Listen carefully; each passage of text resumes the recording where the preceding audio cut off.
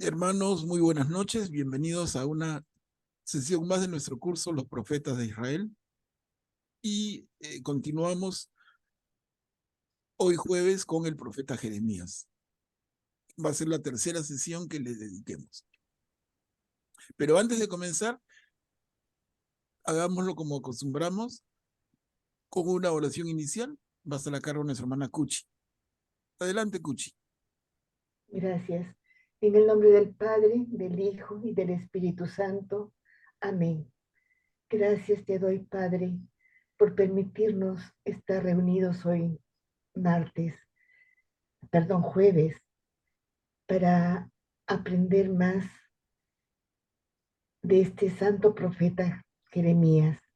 Que el Espíritu Santo esté en los labios, en el corazón de nuestro profesor Manuel Pablo, y que podamos también nosotros eh, imitar esa fidelidad y perseverancia que vamos aprendiendo de Jeremías. Ilumínanos, Señor, guíanos, Señor. Amén. En el nombre Amén. del Padre, del Hijo y del Espíritu Santo. Amén. Gracias, Cuchi. Muchas gracias nuevamente. Buenas noches a todos. Vamos a comenzar donde nos quedamos. Bueno, aquí hay una diapositiva que ya no comento, solamente la presento. Ustedes ya la han visto, la hemos visto juntos. Y es un resumen de Jeremías en el ambiente que le toca vivir, en la trascendencia que tiene su vida, una vida muy difícil, ¿no? Como decimos a la mitad de la diapositiva, su vida fue muy dura. Solo conoció el fracaso, pero esa influencia que no logró ejercer durante su vida es que se ejerció y se ha venido acrecentando con el paso de los años, convirtiéndose en un tremendo personaje de la historia de nuestra fe, en un tremendo personaje de la Biblia. Y como decíamos, Jeremías, más que con palabras, enseñó con su propia vida. Bueno, entremos otra vez donde nos quedamos, ¿no? Acá, capítulo 23 de Jeremías, suscitaré para David un germen justo. ¿Quién puede leer?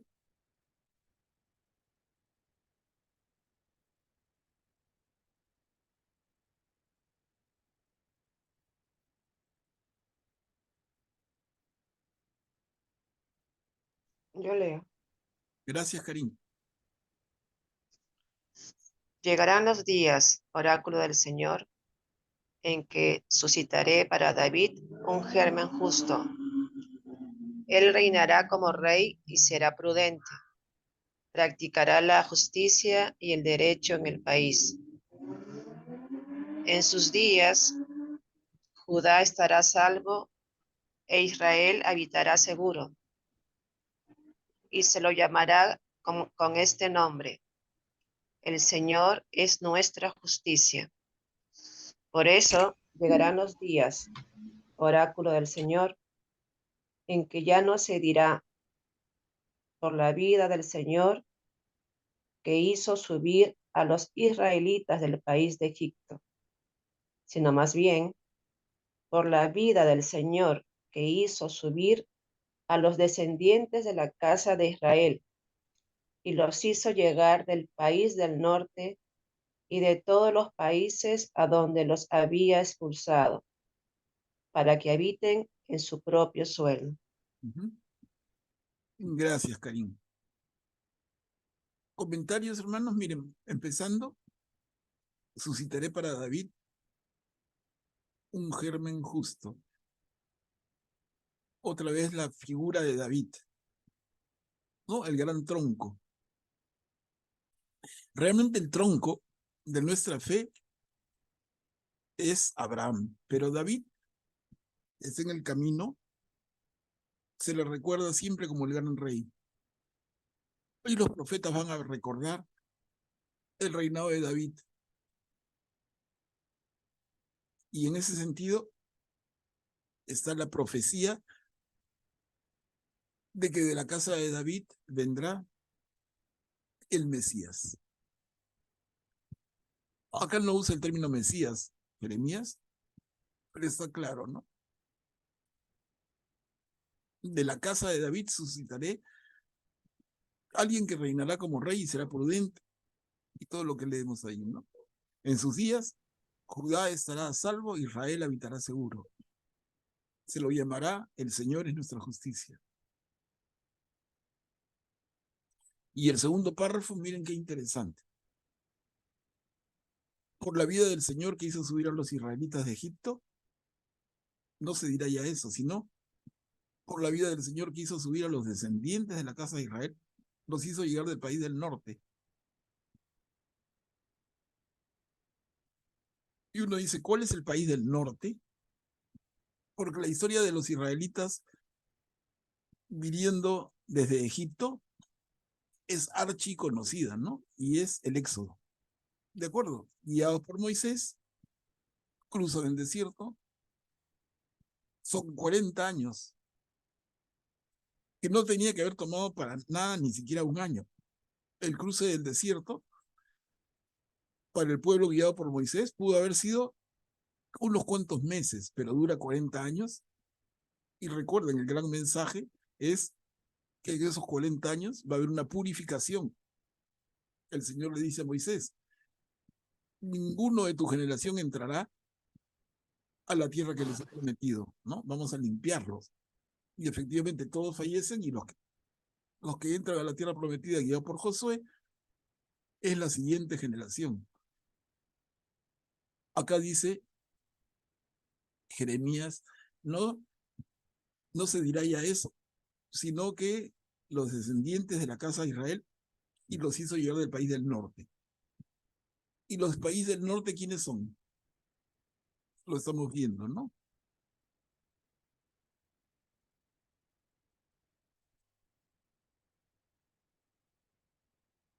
¿Cuál es el país del norte, hermanos?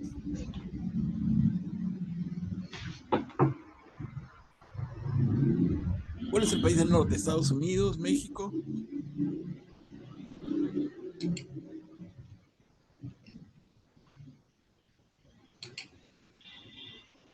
¿Augusto? Supongo que se referirá a los que estaban exiliados en Babilonia, ¿no? Exacto. Habían sido llevados ahí. Claro. Miren, Augusto, por eso yo el otro día, el martes, fastidiaba en broma, ¿no? Pero Augusto levanta la mano y da la respuesta, pero yo espero que otro también responda y se quedan calladitos. O no saben o son tímidos, ¿no? Pero no sea así, pues. No vale esa regla. Pero como dice nuestro hermano Augusto, esa referencia de Jeremías al país del norte es una referencia a Babilonia. Ahora, yo les pregunto, si ustedes miran el mapa, Babilonia no queda al norte. Babilonia no queda al norte de la tierra de Israel. Queda al este. Entonces, tanto el desconocimiento de Jeremías para que se equivoque de esa manera.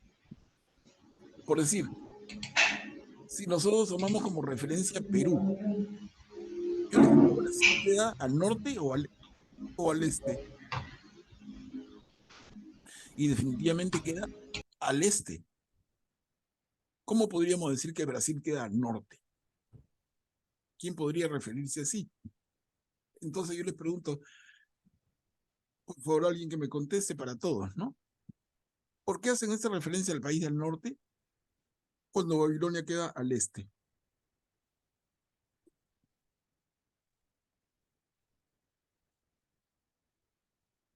¿Sí, Rubén? Claro, buenas noches. Se refiere a que para poder llevar a todas las personas, a la tropa, no puede atravesar el gran desierto, ¿no?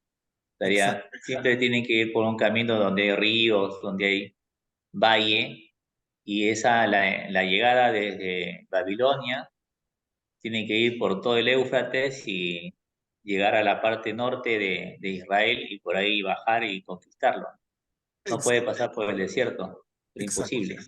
Perfecto, Rubén, muchas gracias. Ve, respuesta excelente, pero ya lo hemos hablado antes, pero yo les pido, ténganlo claro, hermanos. Hagamos ese pequeño esfuerzo de estudiosos, digamos, pequeñito nomás, pero si no, no entendemos lo que leemos. Leemos como por leer, ¿no? Leemos descendientes de la casa de Israel, los hizo llegar del país del norte, y sigo leyendo, no me importa, no, no es así, pues. Porque alguien, otra vez, como siempre, yo majadero, ¿no? Tía, madrina, amiga, ¿por qué dice el país del norte? Porque Babilonia queda al norte. No, no, tía, mira, queda al costado. Pero como dice Rubén, entre Babilonia y la tierra de Israel hay un desierto terrible. Y la única forma de llegar de Babilonia a Israel es subiendo y luego bajando, haciendo el desplazamiento de la forma de una U. Subes y bajas siguiendo el curso de los ríos y los valles. No puedes cruzar el desierto. ¿Quién puede hacerlo en esa época? ¿Ok? Entonces, bueno,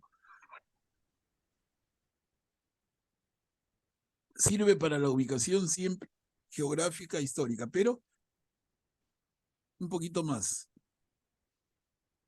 Aquí encontramos más que eso, ¿no? El germen de David, que reinará como juez, será prudente, practicará la justicia, mantendrá a Judá a salvo. ¿A quién se refiere?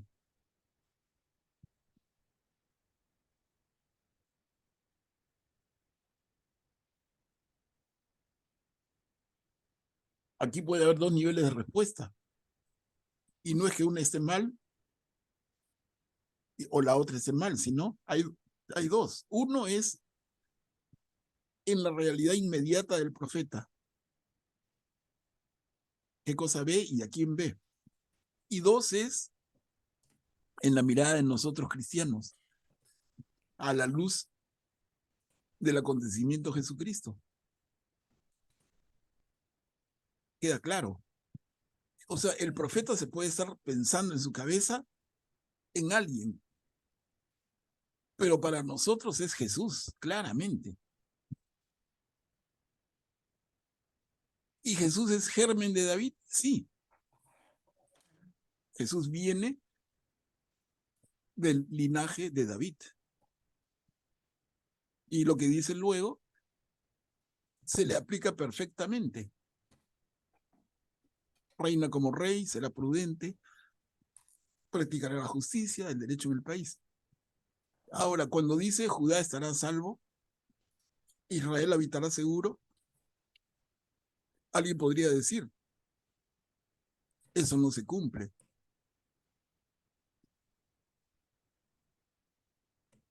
¿Mm? ¿Se cumple o no se cumple? A ver, hermanos.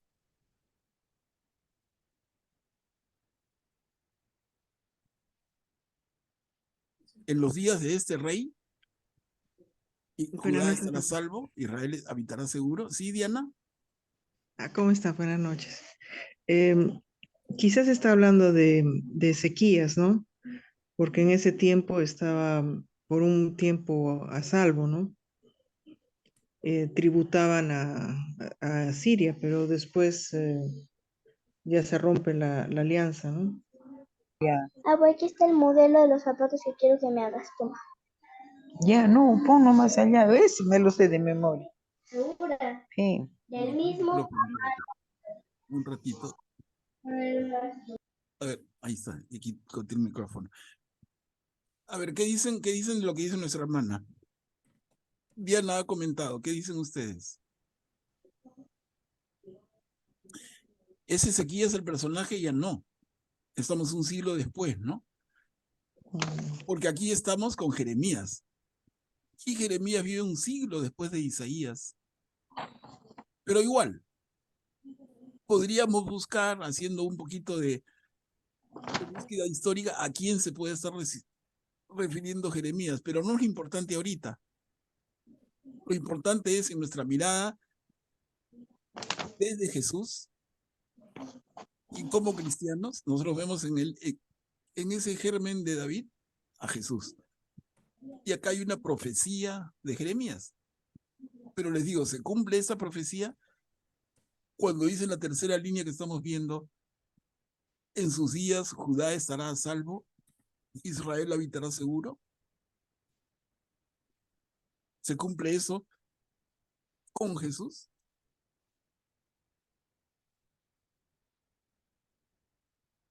Augusto, adelante.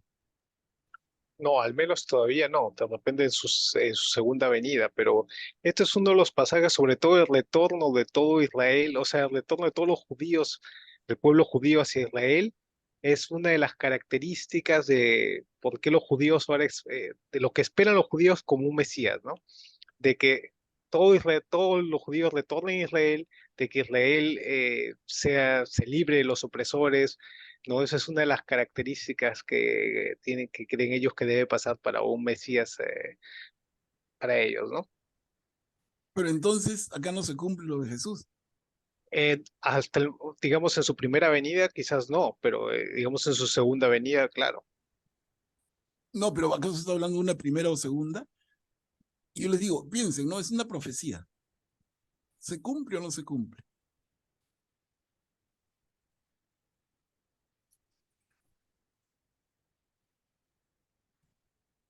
No, no lo limitemos, Augusto, porque yo digo, no, si hablamos del primer siglo, Jesús viene y muere en la cruz. ¿Qué tal Mesías, no? Pero la profecía de Jeremías, mirándola mucho más allá, Judá, Israel, hablamos de Jerusalén y tenemos en el triunfo final del reino de Dios a una Jerusalén celestial. Y en esa Jerusalén celestial, Jesús triunfa. Entonces, si queremos verlo así, si queremos verlo con ese sentido de profecía de largo alcance, cristológica, encaja perfectamente. Pero luego podemos darle la primera mirada al momento de Jeremías y a quién se puede estar refiriendo, ¿no? Entonces les digo, miren, siempre caben las dos miradas. Nosotros como cristianos leemos esto y le damos la mirada cristológica, y el judío se da mucho más a la historia. Pero como una profecía inmediata nunca se cumplió, ¿verdad? Porque, digamos, nunca llegó un Mesías para ellos que tuviera este perfil, ¿no? Pero ese es un mensaje de Jeremías, recuerden, de esperanza a un pueblo desconsolado. Entonces, llegará un día en que Judá estará salvo. Entonces, hay un Mesías de por medio y los judíos van a encontrar a la figura de ese Mesías. ¿En quién? ¿En quién encuentran los judíos la figura de Aló, ese? hijita.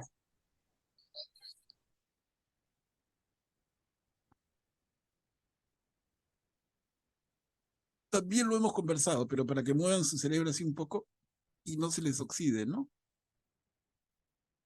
¿Quién va a tomar la figura de ese Mesías en este tiempo? Pero no era germen de David, el rey persa. Por eso te digo, no tenemos que ser exactos. Entonces, el Mesías, el que va a dar la libertad, entre comillas, relativa al pueblo de Israel, es Ciro, un pagano rey de Persia, que va a conquistar Babilonia y va a permitirle a los judíos regresar a su tierra y reconstruir su templo. Entonces acá vienen estas figuras que no son tan claras, porque es cierto, no es un descendiente de David, aunque por ahí he leído un documento muy interesante de un investigador judío que habla de Ciro y dice, Ciro, el rey persa judío, y lo escribe en términos de signo de interrogación, ¿no? Ciro, el rey persa judío. Interesante reflexión.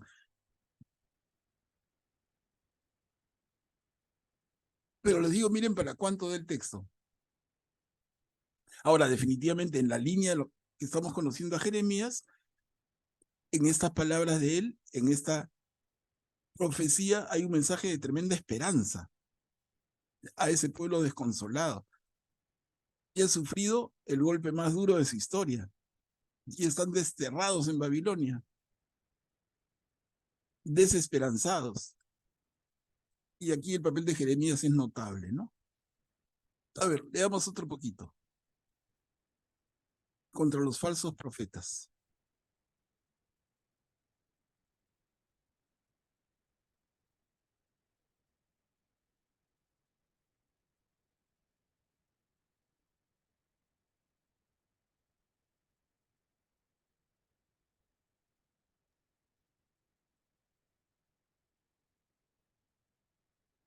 ¿Yo puedo leer? Gracias, Rubén. Contra los falsos profetas. Aquí estoy contra los profetas, oráculo del Señor, que se roban mis palabras unos a otros. Aquí estoy contra los profetas, oráculo del Señor, que se sueltan su lengua para proferir oráculos. Aquí estoy contra los profetas que profetizan sueños engañosos, oráculo del Señor, que los cuentan y extravían a mi pueblo con sus mentiras y sus jactancias, siendo así que yo no los envié ni los mandé, y que no sirven de nada para este pueblo, oráculo del Señor. Cuando este pueblo o un profeta o un sacerdote te pregunte, ¿cuál es la carga del Señor? Tú le responderás, oráculo del Señor, ustedes son la carga, y yo me voy a deshacer de ustedes, oráculo del Señor. Gracias, Rubén. Noten, hermanos, cuántas veces en este texto corto está oráculo del Señor. O sea, con qué necesidad Jeremías está afirmando a cada momento en el párrafo. Esas son palabras del Señor, no mías. Y cuando conocemos la vida de Jeremías, entendemos claramente esto, ¿no?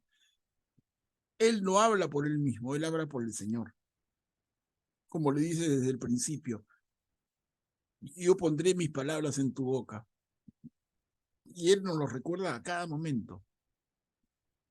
No son palabras de Jeremías, son palabras de Dios. Y el final es fuertísimo. ¿Cuál es la carga del Señor? Y tú le responderás. Dice el Señor, ustedes son la carga. Y yo me voy a deshacer de ustedes. ¿Esto puede sorprendernos a estas alturas del relato? Yo creo que no. ¿Por qué? Porque ya hemos entendido que para Jeremías la invasión de los babilonios tiene detrás la mano de Dios, que está castigando y corrigiendo al pueblo en su pecado, en su infidelidad, en su injusticia, en su maltrato con sus hermanos. Y por eso se entiende. Si no, realmente este texto sería pues dificilísimo de comprender. Ustedes son la carga y yo me voy a deshacer de ustedes, dice el Señor. Paso. Pero ya lo entendemos, ¿no? Por favor, cualquier intervención me avisan, ¿ah? Vamos a seguir. Jeremías en el atrio del templo. ¿Alguien que pueda leer? Yo leo. Jeremías en el atrio del templo. Así habla el Señor. Si ustedes no me escuchan ni caminan según la ley que yo les propuse, si no escuchan las palabras de mis servidores, los profetas, que los profetas que yo les envío incansablemente y a quienes ustedes no han escuchado, entonces yo trataré a, a esta casa como traté a Silo y lo haré en estas y haré de esta ciudad una maldición para todas las naciones de la tierra.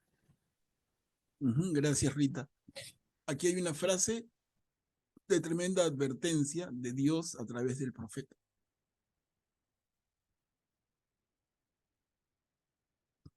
¿No? Si no escuchan las palabras de mis servidores, a quienes yo envío,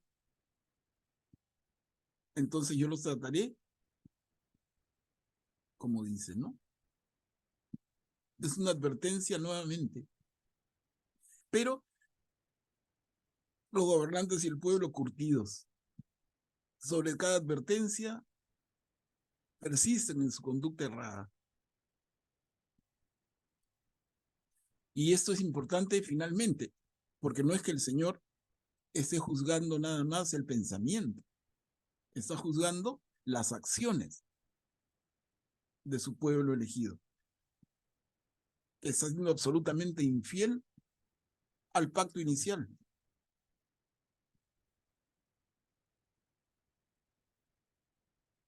A ver, continuamos. Lo repito, si alguien quiere intervenir, me avisa con la... Inmediatamente le damos la palabra. Acá tenemos esta carta a los exilados. Son 2 diapositivas. Entonces, el que pueda leer, por favor, lee las 2. ¿Puedo leer? Sí, Carmela, gracias. Una carta a los exiliados. Estos son los términos de la carta que el profeta Jeremías envió desde Jerusalén al resto de los ancianos que estaban en el exilio, a los sacerdotes, a los profetas y a todo el pueblo que Nabucodonosor había deportado de Jerusalén a Babilonia. La carta decía: Así habla el Señor de los ejércitos, el Dios de Israel, a todos los desterrados que yo hice deportar de Jerusalén a Babilonia. Construyan casas y habítenlas, planten huertas y coman sus frutos, cásense y tengan hijos e hijas, casen a sus hijos y den a sus hijas como esposas para que tengan hijos e hijas. Multiplíquense allí y no disminuyan. Busquen la prosperidad del país a donde yo los he deportado y rueguen al Señor en favor de él, porque de su prosperidad depende la prosperidad de ustedes. Porque así habla el Señor de los ejércitos, el Dios de Israel. No se dejen engañar por los profetas que están en medio de ustedes, ni por sus adivinos. No escuchen los sueños que ellos sueñan, porque ellos les profetizan falsamente en mi nombre sin que yo los haya enviado. Oráculo del Señor. Porque así habla el Señor. Una vez que se hayan cumplido 70 años para Babilonia, yo los visitaré y realizaré en favor de ustedes mi promesa, haciéndolos volver a ese lugar. Porque yo conozco muy bien los planes que tengo proyectados sobre ustedes. Oráculo del Señor. Son planes de prosperidad y no de desgracia, para asegurarles un porvenir y una esperanza. Entonces, cuando ustedes me invoquen y vengan a suplicarme, yo los escucharé. Cuando me busquen, me encontrarán, porque me buscarán de todo corazón y yo me dejaré encontrar por ustedes. Oráculo del Señor. Yo cambiaré la suerte de ustedes y los reuniré de todas las naciones y de todos los lugares donde los expulsé. Oráculo del Señor. Y los haré volver al lugar de donde los había deportado. Muy bien, Carmela, muchas gracias. Miren, es una carta que Jeremías envía a los deportados, porque él no es deportado, o sea, él, recordemos esto, él no va con los judíos hacia Babilonia, él se queda en Jerusalén. Les envía esta carta. Y dice claramente desde la primera línea, ¿no? Otra vez reiterando el tema de esta desgracia, esta acción del extranjero es un designio de Dios, miren. Así habla el Dios el Señor de los ejércitos, el Dios de Israel, a todos los desterrados que yo hice deportar de Jerusalén a Babilonia. O sea, el pueblo está sufriendo esto por una decisión de Dios. Pero detrás de esto, les envío un mensaje tremendamente positivo. Construyan casas, planten huertas, cásense, tengan hijos, busquen prosperidad. ¿Por qué? ¿Por qué? Porque van a regresar. Y lo dice acá en la siguiente, ¿no? Al principio de esta página que estamos viendo, así habla el Señor. Una vez que se hayan cumplido 70 años para Babilonia, yo los visitaré y realizaré en favor de ustedes mi promesa, haciéndolos volver a este lugar. Haciéndolos volver ¿dónde? ¿No? ¿Cuál es este lugar que menciona la carta? Es Jerusalén. Entonces, ustedes desterrados, luego de 70 años, van a volver a Jerusalén. Nuevamente, cosa que ocurre. Porque Ciro el Grande, rey de Persia, conquista Babilonia y permite el retorno de los judíos.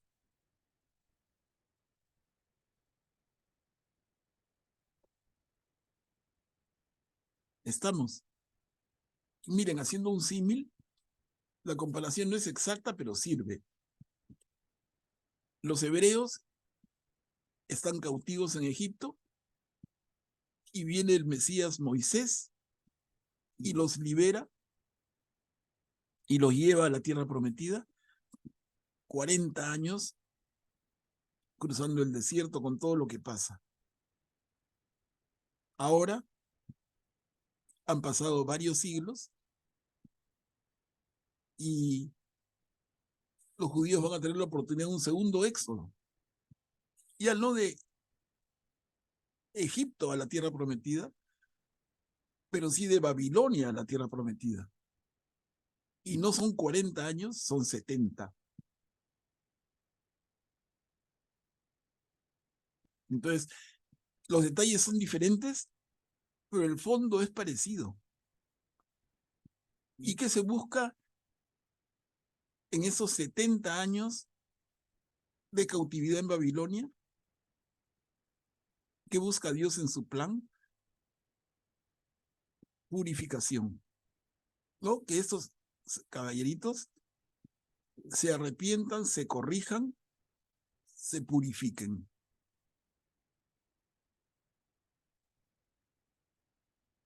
Adelante, Augusto.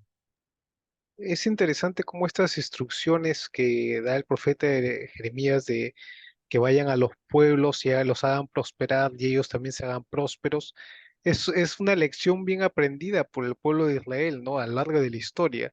Y incluso lo vemos hoy en día, ¿no? Ellos siempre donde van son personas muy prósperas porque es un pueblo muy resiliente. Es un pueblo que se caracteriza por su inteligencia y su astucia en sobrevivir, en hacer dinero, en ser prósperos, ¿no? Es algo muy bueno que han aprendido muy bien ellos, ¿no? A pesar de todas las desgracias, es algo que también te hace más fuerte, ¿no? Las desgracias a uno lo fortalecen y eso es algo que el pueblo de Israel sabe mucho. Bien dicho, sí, sí. Totalmente de acuerdo.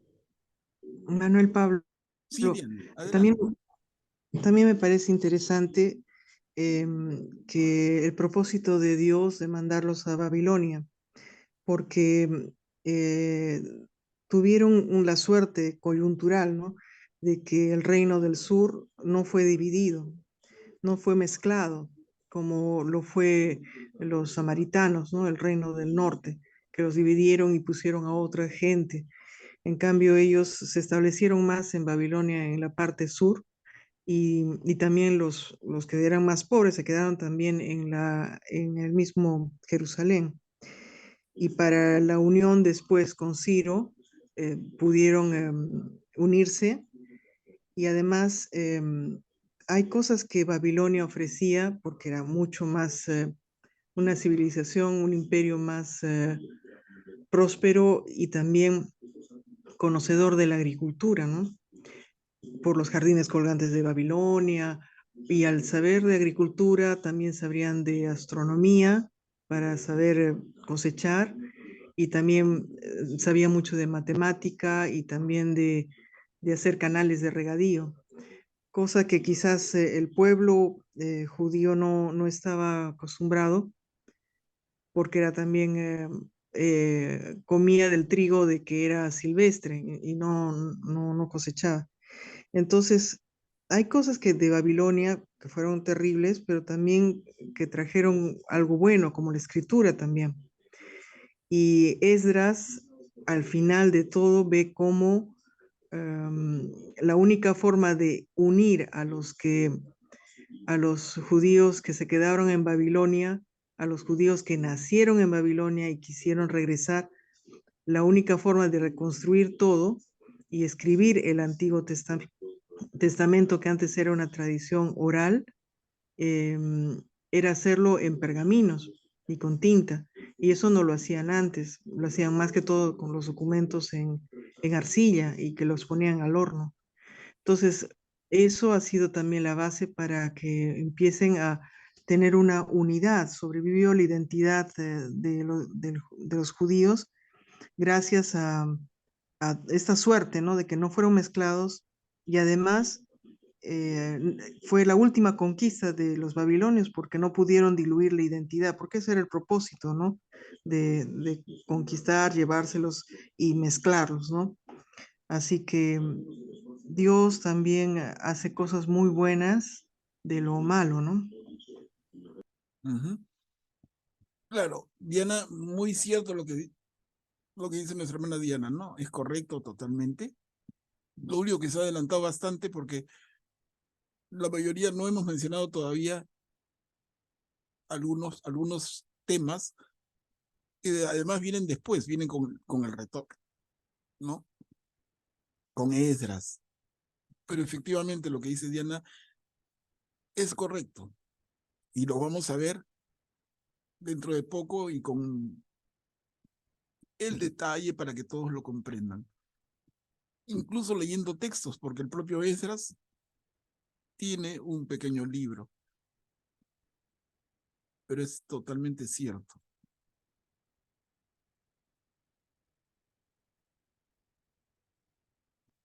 ¿Alguien más? A ver, ¿va quedando claro? Me preocupan los que no participan nada, de verdad. Es para mí una incógnita total, ¿no? Pero en fin, ¿qué hago? Escribiré mi ley en sus corazones. Jeremías capítulo 31. ¿Alguien que pueda leer?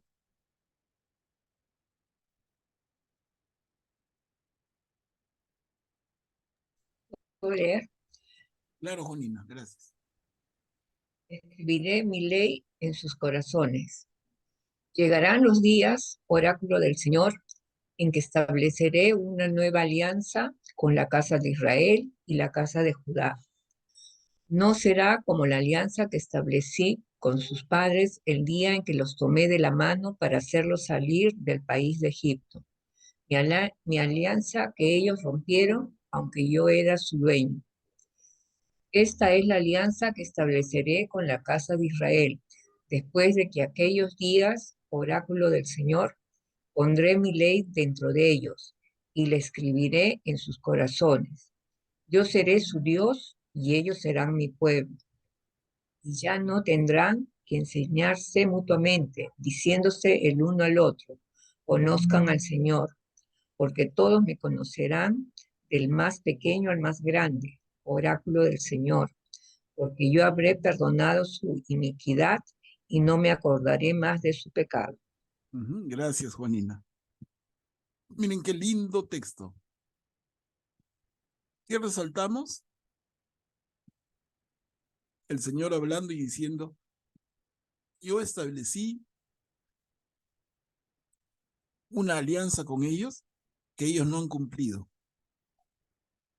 Estableceré una nueva alianza y esta vez será de seguro cumplimiento porque la voy a escribir en sus corazones.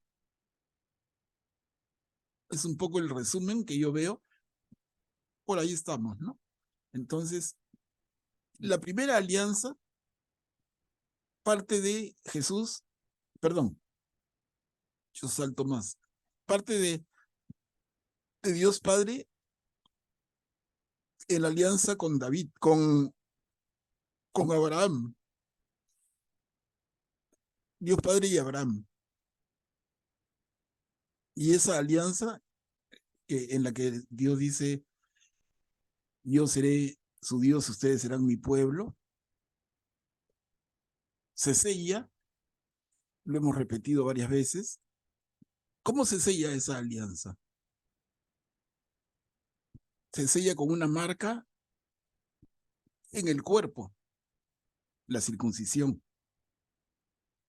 ¿De acuerdo? Entonces, la primera alianza se sella con la circuncisión. Esa nueva alianza no será necesario marcarla en el cuerpo porque se marcará en el corazón. Miren qué lindo.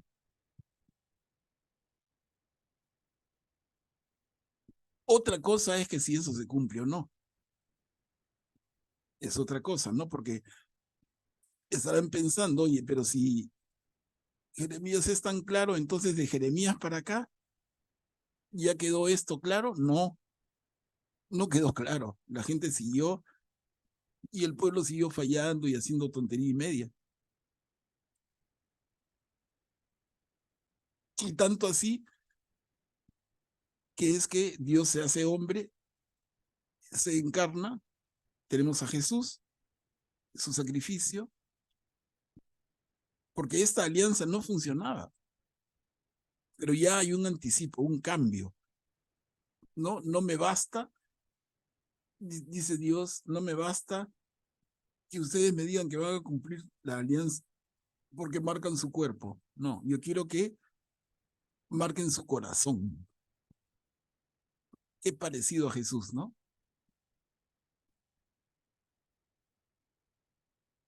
¿Comentarios, hermanos?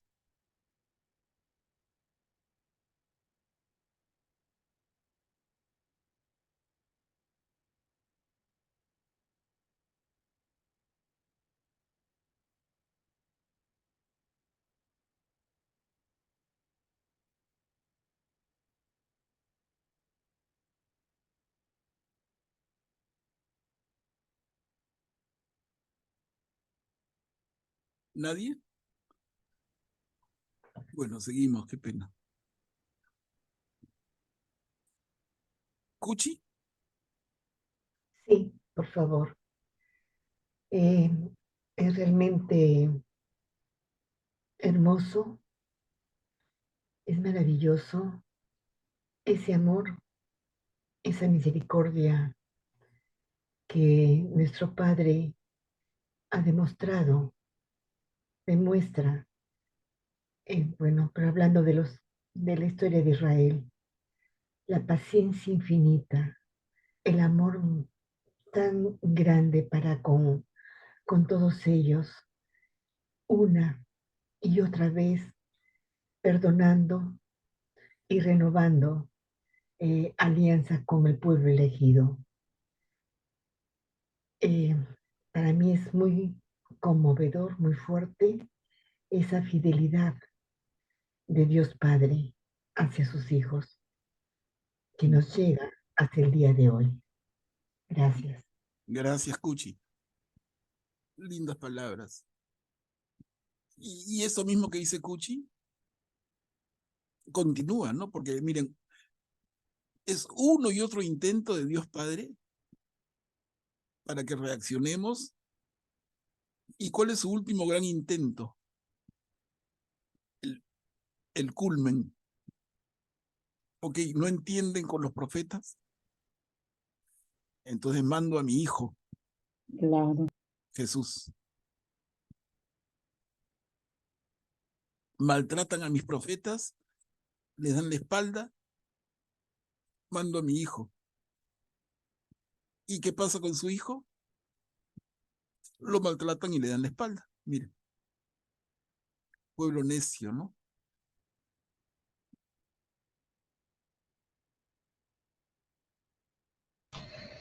La palabra, Adelante, Emiliano. sí, efectivamente, el tema de la circuncisión, todos recordamos en el primer concilio de Jerusalén que quedó absuelto la circuncisión porque la salvación nos trajo Jesús por la fe. El reino de Dios nos trajo Jesús y nuestros corazones tienen que abrirse para que Él reine en nuestras vidas. La palabra de Dios es el reino. La palabra de Dios nos trajo Jesús y la fe, por supuesto que va con obras, pero ahí se definió en Jerusalén este punto, en esa asamblea. Muchas gracias. Gracias, Emiliano. Gracias. ¿Alguien más, hermanos?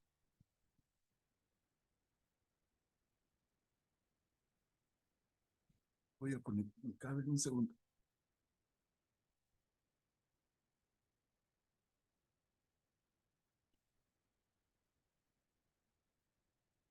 Disculpen, yo estaba bien contento y no he conectado el cable que siempre pongo para darle más estabilidad. Ahí está. Felizmente que no hay problema con el internet. Bueno, luego pueden opinar. Jeremías 36. Toma un rollo y escribe en él.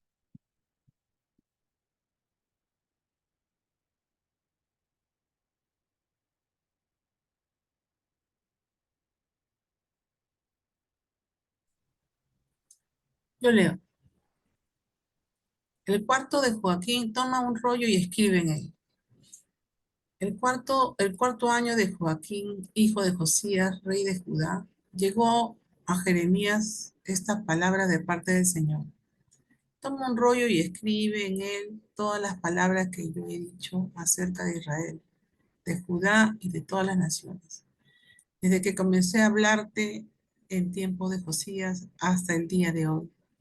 Tal vez los de la casa de Judá, al enterarse de todo mal que tengo pensado hacerles, se vuelvan cada uno de su mal camino, y así yo pueda perdonarles su iniquidad y su pecado. Jeremías llamó a Baruc, hijo de Nerías, y Baruc escribió en un rollo bajo el dictado de Jeremías todas las palabras que el Señor había dicho. Gracias, Rita. Y ustedes pueden continuar leyendo en sus Biblias. A partir de eso, en el capítulo 36, ¿no? ¿Qué cosa hay en esa carta? Y cómo Jeremías le dice a Baruc, Baruc anda y léela en el atrio del templo. Y qué cosa pasa con ellos, ¿no? Acá no estamos entrando a tanto detalle porque no terminaríamos. Pero está claro. Saltamos Jeremías 50. Preguntarán por el camino de Sión.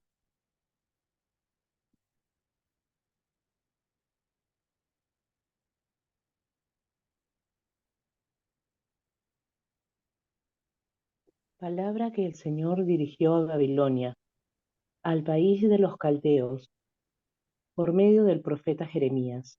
Anúncielo entre las naciones, proclámenlo, no lo oculten.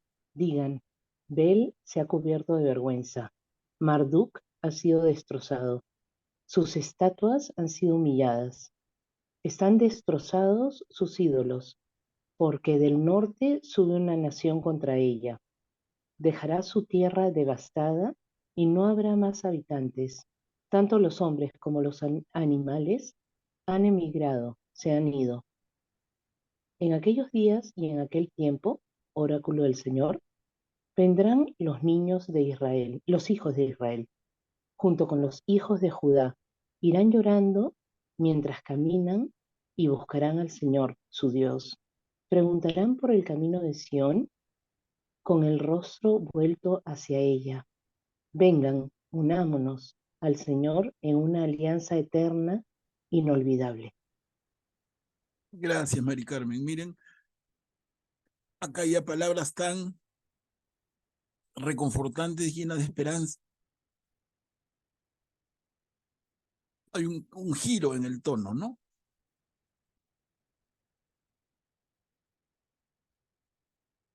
Y acá procura leer en voz alta estas palabras.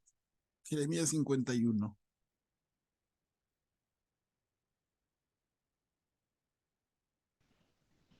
Jeremías había escrito en un libro toda la desgracia que debía sobrevenir a Babilonia, todas estas palabras escritas contra Babilonia.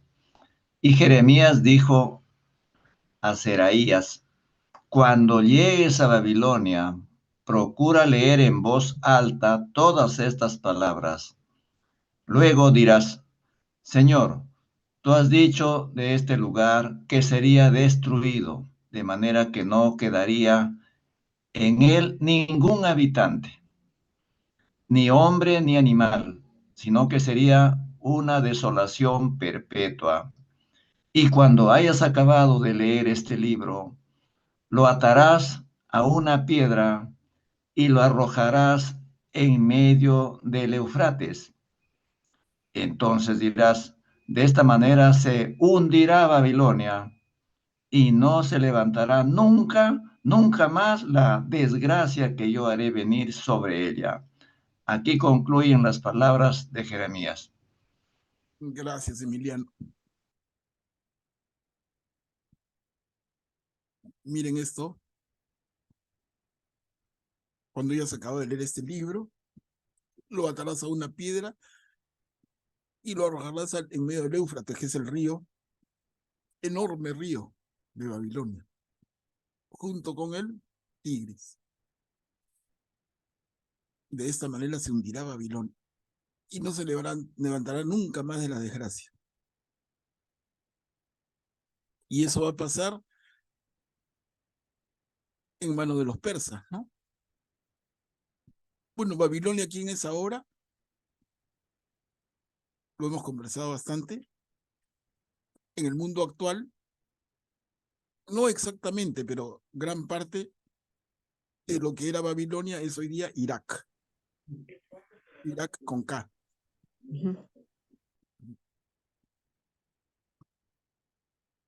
Hermanos, aquí, miren, terminamos el libro de Jeremías.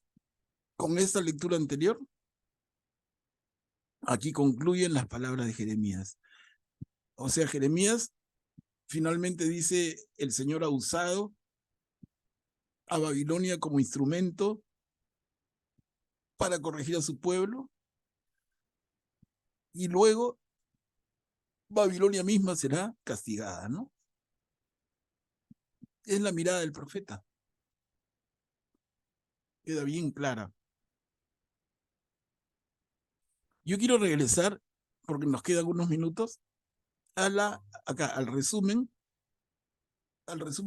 que les preparé, para que lo vean y lo conversemos en función de todo el texto que hemos leído. Nos hemos dedicado las últimas, hoy, y las 2 sesiones anteriores a hablar de Jeremías. Espero que nos quede claro. Pero les doy la palabra, a ver, para ir revisando, repasando, fortaleciendo, porque ya en la próxima reunión vamos a entrar con un tercer profeta, el profeta Ezequiel.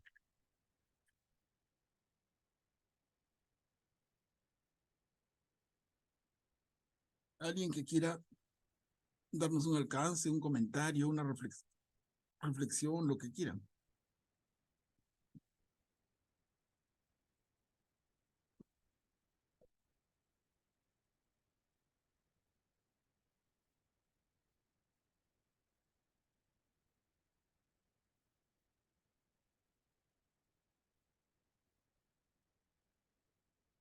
Cuando se considera en la iglesia a Jeremías una prefigura de Jesús, ¿les parece exagerado o encuentran asidero para eso?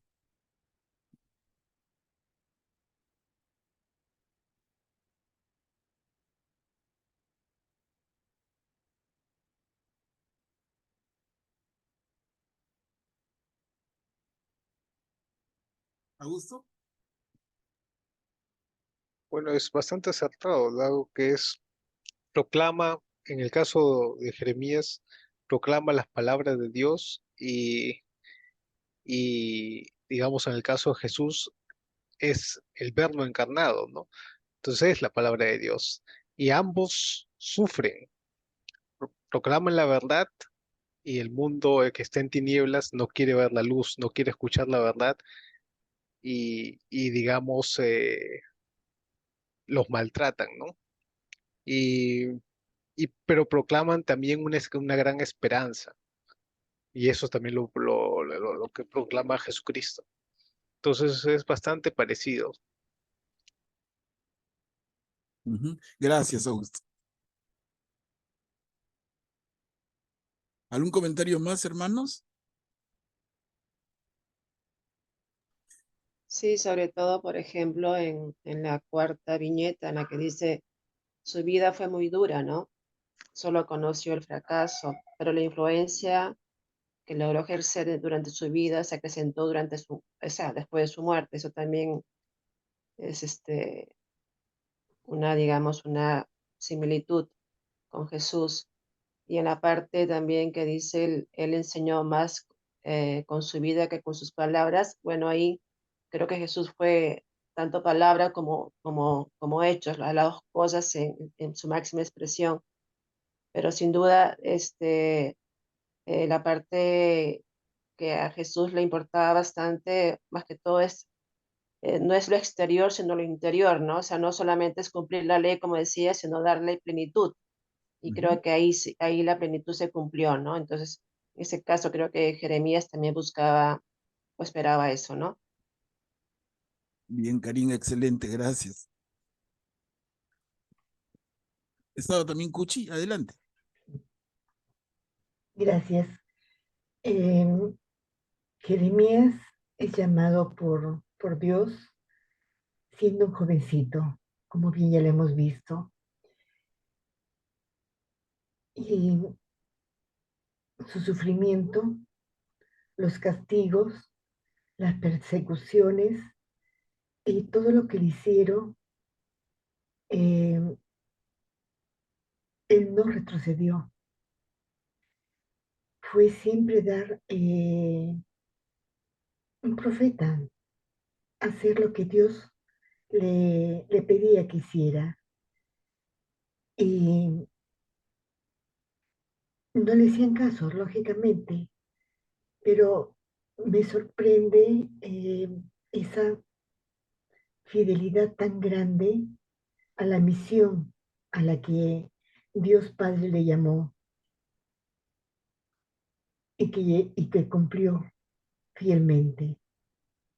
Claro que se le ve como una prefigura de nuestro Señor Jesucristo, que no la tuvo tampoco sencilla ni fácil durante toda su vida aquí en la tierra.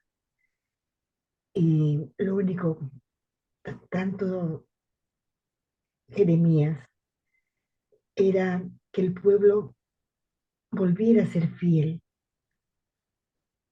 a Dios, al único, al verdadero, que conviertan sus corazones. La misión de Jesús,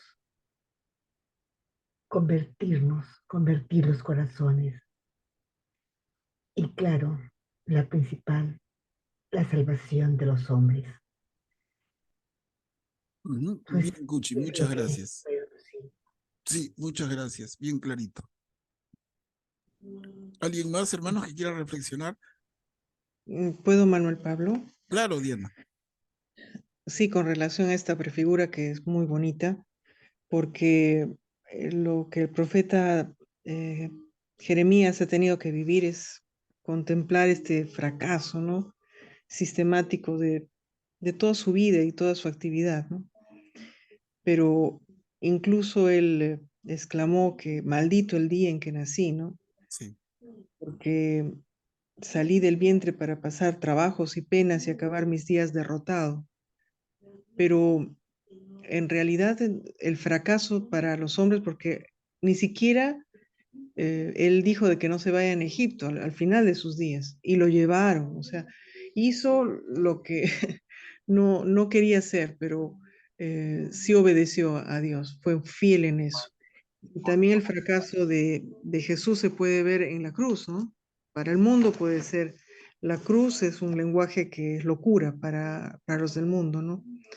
Para los que se pierden, pero es para nosotros es poder de Dios.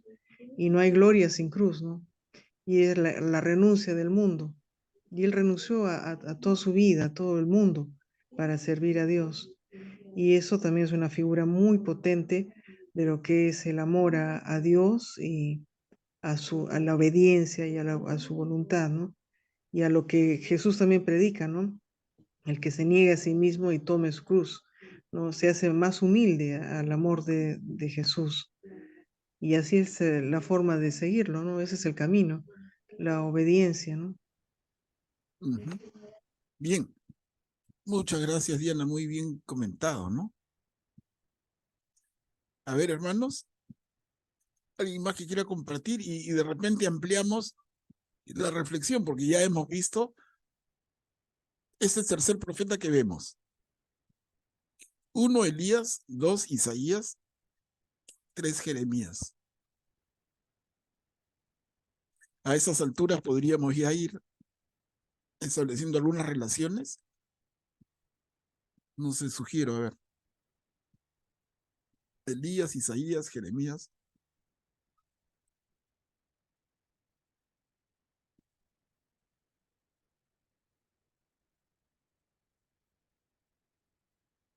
¿Augusto?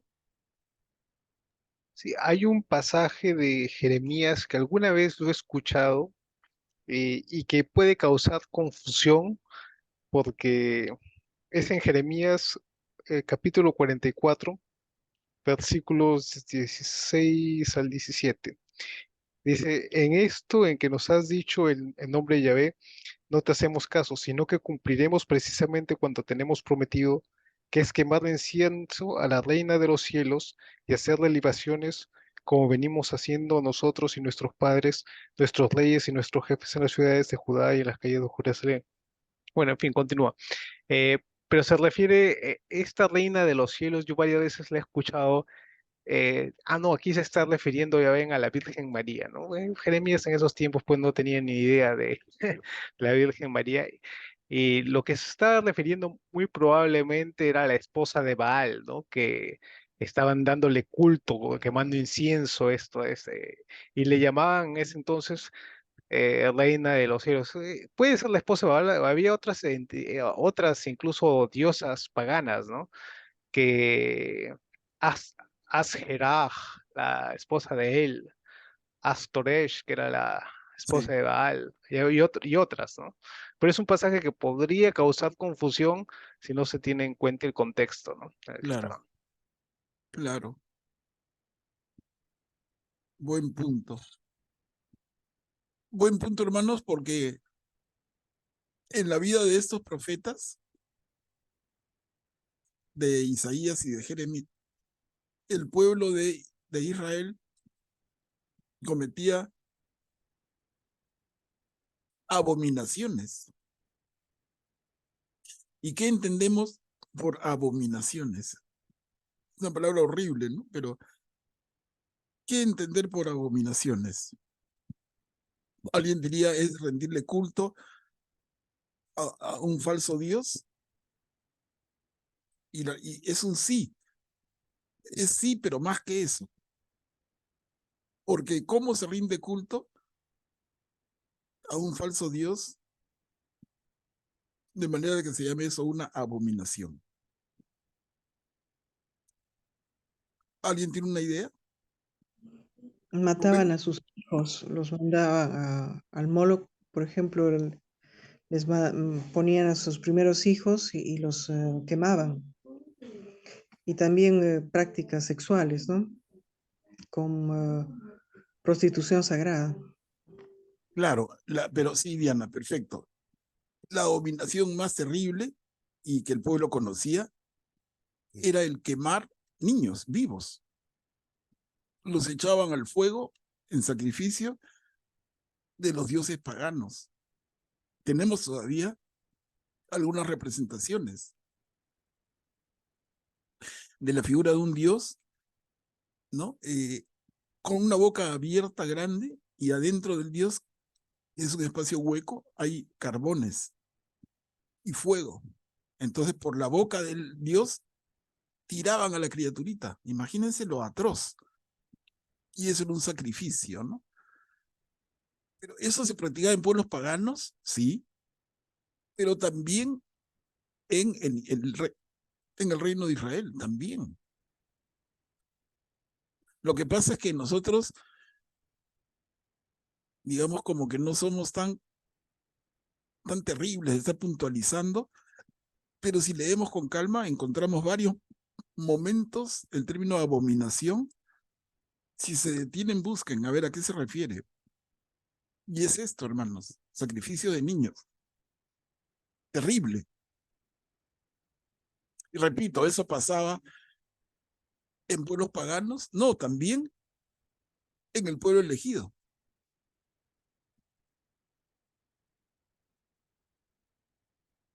Pero también no somos muy distintos, ¿no? En este tiempo, porque ahora está legalizándose el aborto de niños hasta de 9 meses quieren legalizar el aborto, y hay unos sitios que lo hacen normal, ¿no? Y es rendir también al culto, pero al dinero, ¿no? A ese Dios. Buen punto, Diana. Buen punto y un punto de actualidad, ¿no? ¿Hasta qué punto el aborto no es esa abominación que nosotros rechazamos?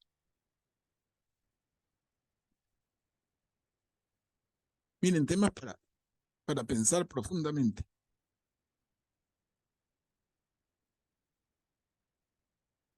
Rubén, adelante.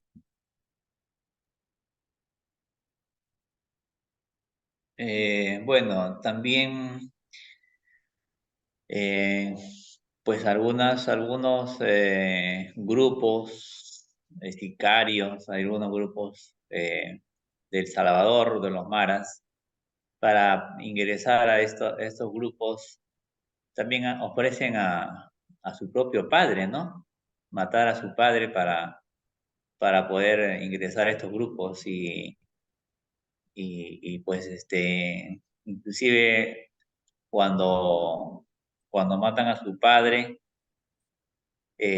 lo tienen allí muerto durante mucho tiempo, pues haciendo ahí, observando que el cuerpo pues se comienza, pasado los días y las semanas, pues se comienza a descomponer, ¿no? Y se sabe también que del cuerpo del padre, pues rescatan el cráneo y lo tienen ahí el cráneo, ahí como ofreciéndole pues al diablo, ¿no? Al espíritu del mal.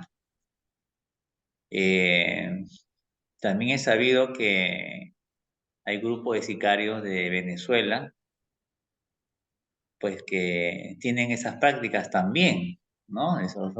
Cómo el ser humano puede llegar a ese tipo de abominación, ¿no?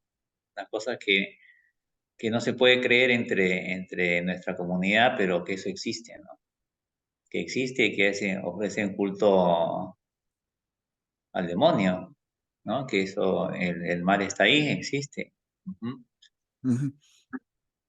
Sí. Bien, sí, Rubén, es cierto. Ahora, pero aquí estamos hablando, como dice Rubén, pero peor, ¿no? Porque son prácticas dentro de lo que es, entre comillas, el pueblo elegido y permitida por los reyes.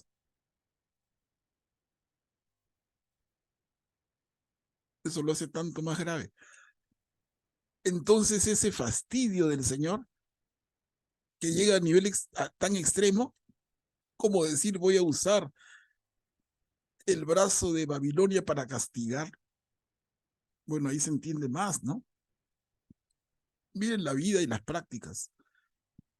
Infidelidad a Dios, injusticia con los hermanos, prácticas de abominación, como dice Diana, con niños y en la sexualidad. ¿Cuántas cosas, no?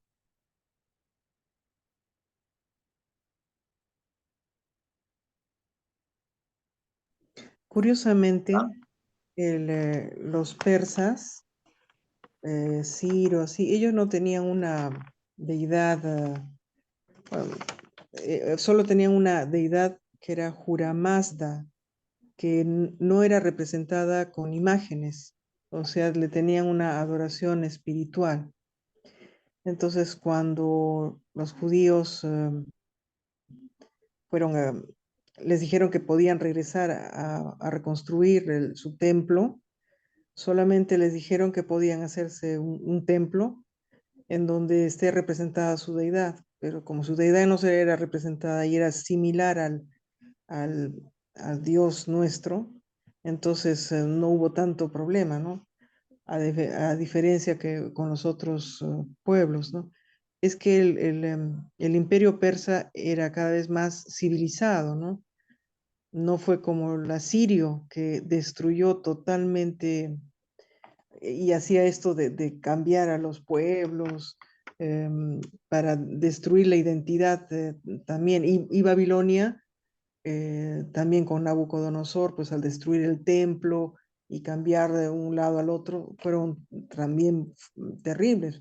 Pero los persas no destruyeron Babilonia porque a ellos les gustó la ciudad, era una ciudad muy bonita. Es más, cuando también vinieron los griegos, Claro. Alejandro Magno Vivió a ahí, sí, sí. Alejandría, le encantó Babilonia y se quedó ahí a vivir en Babilonia. Claro. Entonces creo que la destrucción ha sido después, ¿no? O sea, se cumple la palabra que está diciendo acá Jeremías después. Bien dicho, Diana. Tanto así, si ustedes quieren conocer, no sé si alguien ya ha tenido la oportunidad, pero si alguien quiere conocer lo que era la entrada del templo de Ishtar en la ciudad de Babilonia antigua, lo encuentra tal y cual en Berlín, Alemania. En la ciudad de Berlín, uno de los museos, de la isla de los museos, se dedica al templo de Ishtar. Y los alemanes, ya en el siglo XX, desarmaron una por una las partes de la entrada del templo y la armaron en este museo. Miren, y felizmente, ¿no? Porque si no, con tanta guerra y destrucción en Irak, no existiría más que seguro. Y ahora lo vemos impecable en una visita al museo en Berlín. Pueden buscar ustedes en su internet y van a ver imágenes y videos sobre esto. El templo de Ishtar, ¿no? El templo babilonio en el Museo de Berlín. Es un tema actual y tiene imágenes increíbles. La palabra. Adelante, Emiliano.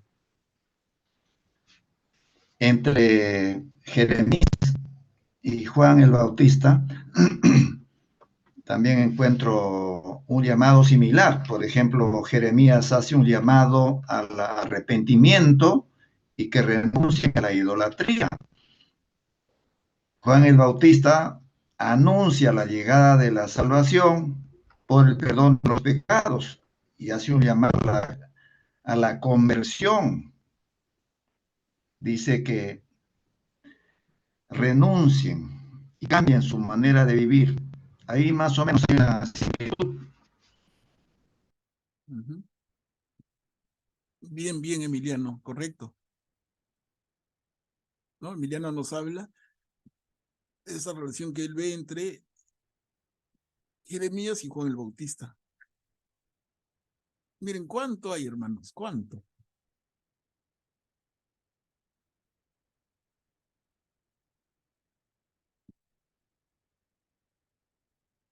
Bueno, vamos a... Acá terminamos con Jeremías y les digo, les anuncio que el próximo jueves empezamos con el estudio de un nuevo profeta que es Ezequiel. Vamos a conocer a Ezequiel y leer lo principal de sus escritos. ¿Ok? Además les comento, yo les voy a pasar mañana mismo un enlace de una película sobre Jeremías hecha en Hollywood, una película así moderna, muy linda y muy dura también, como fue dura la vida de Jeremías. ¿Cuál es el valor que tiene que puedan terminar de conocer a Jeremías, además de todo lo que hemos conversado y leído, al verlo en una película, con las limitaciones que pueda tener la película, pero se le va a sentir más, se le va a apreciar más. Y esa es la intención, ¿no? Yo les paso el enlace y les pido por favor veanla. Bueno, hermanos, terminemos nuestra reunión. Si alguien se ofrece para una oración final.